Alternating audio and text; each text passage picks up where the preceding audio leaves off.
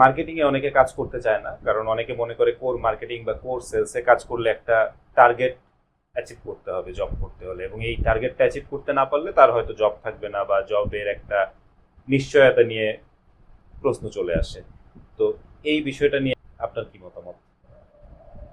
হ্যাঁ, খুব সুন্দর একটা কথা। দেখেন, আমরা যখন স্টুডেন্ট লাইফে ছিলাম তখনই কিন্তু পড়াশোনার মধ্যে নিয়ে আসছে একটা এম ইন লাইফ নিয়ে। তো আপনি যখনই যে জবটা করবেন বা যে কোনো কাজই করেন, তার একটা নির্দিষ্ট টার্গেট আপনাকে সেট করতে হবে মাইন্ডে। আর যখনই সেট করবেন তখন আপনি ওই টার্গেটটা অ্যাচিভ করার জন্য কাজ করবেন। সে হতে পারে সেলস বা আদার্স অ্যানাদার যে কোনো সেক্টর।